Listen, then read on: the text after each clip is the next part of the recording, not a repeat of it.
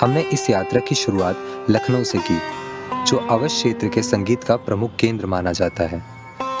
नमस्कार, मेरा नाम दीपक सिंह है और मैं एक लोक गायक हूँ। मेरा जन्म लखीमपुर खीरी जिले के कस्बे मोहम्मदी खीरी में हुआ है और मेरी जो कर्म भूमि है वो लखनऊ है। हमारे यहाँ पर बहुत ही सुंदर परंपरा गीत गवनई की जो है की गई है, जिसमें मिरासिनों का जो है एक योगदान रहता है और मिरासिनों का गाना बजाना बड़ा ही सधा और सुरीला माना जाता है।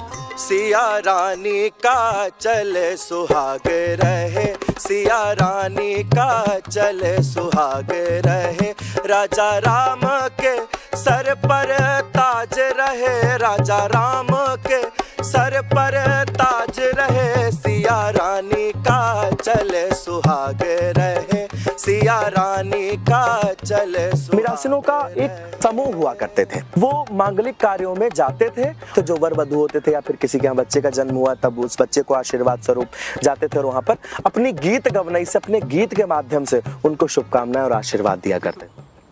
उत्तर प्रदेश में अनेकों लोक गाथाएं भी गाई जाती हैं, जो किसी नायक या नायिका के जीवन पर आधारित होती हैं। ऐसी ही एक लोक गाथा है चनैनी, जिसे सुनने हम पहुंचे सुल्तानपुर गोमती नदी के किनारे।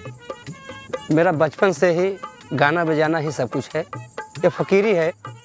इसमें जो जितना गंवाता है उसको उतना मिलता है।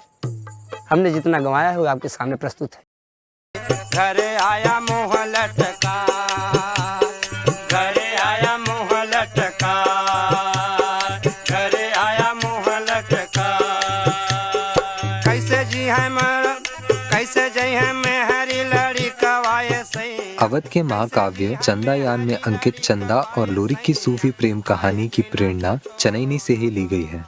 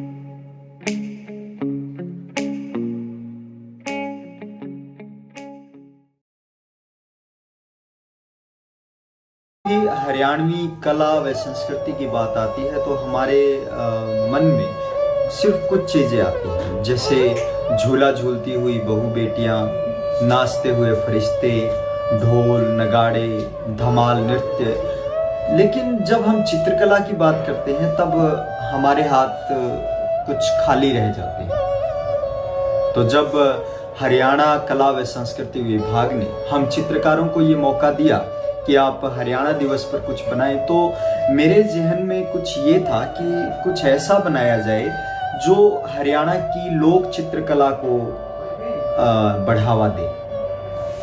हालांकि मैंने पहले भी पंडित लक्ष्मीचंद जी के लिए एक पेंटिंग बनाई है, लेकिन वो कुछ अलग चीज़ थी। तो इस बार ये मेरे लिए एक अच्छा अवसर था कि मैं हरियाणा की लोक कला को रिप्रेजेंट करूं। चित्रकला बनाने के लिए जो घरों में जो प्रयोग करते हैं, जो मेरी दादी यूज करती थी कि किसी लकड़ी के टुकड़े पर कुछ रुई को बांधकर या फिर किसी पुराने कपड़े को बांधकर, सूती कपड़े को बांधकर जो पेंटिंग करती थी, जो आहोई माता की पेंटिंग करती थी या गुगा जी के लिए पेंटिंग करती थी, तब मैंने वही इंस्ट्रूमेंट यूज किया। तो ये एक बहुत ही कमाल का अनुभव था मेरे लिए कि मैं ब्रश चलाना जानता हूँ, तो मैंने अपनी पेंटिंग पर एक दीवार का इफेक्ट दिया, पुरानी दीवार का, और उस लकड़ी के टुकड़े से मैंने वो पेंटिंग की। तो ये कमाल।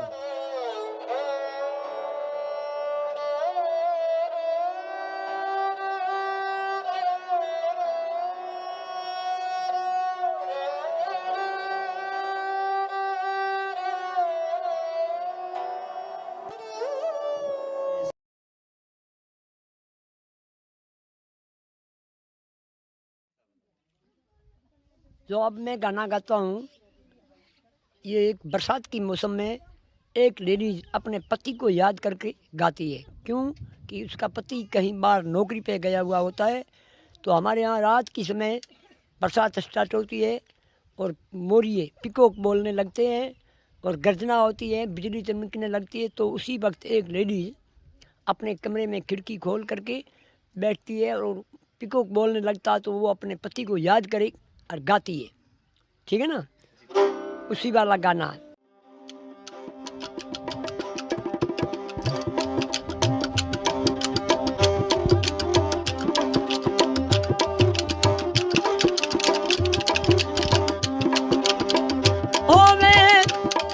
पपैया मीठो पिया पिया पिया रुत सावण दी ए रुत वो आई पी सावण दी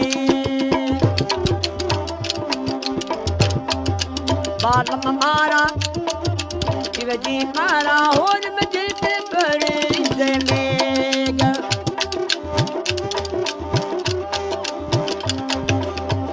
पिया कहे मोरे परदेश माजी हो पिया गए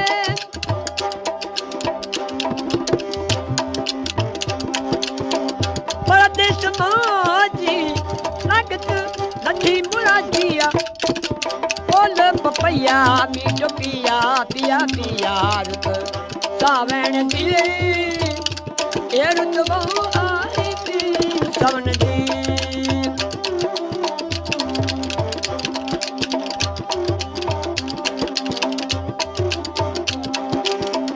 मोर पपैया बलमा मीठा जी बोले मोर पपैया बलमा मीठा जी बोले तू याद जावे पिया मोए बलमा मोरा सजना मोरा और मजे में बड़े में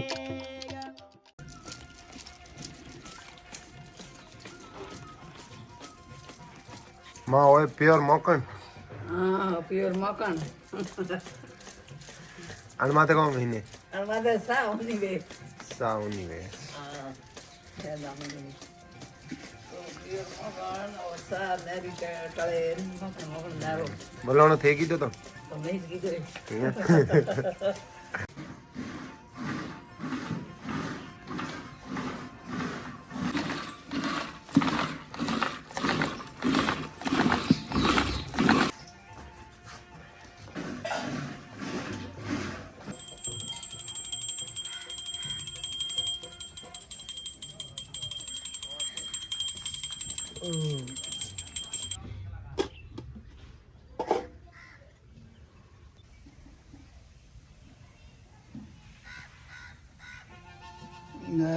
राजा राम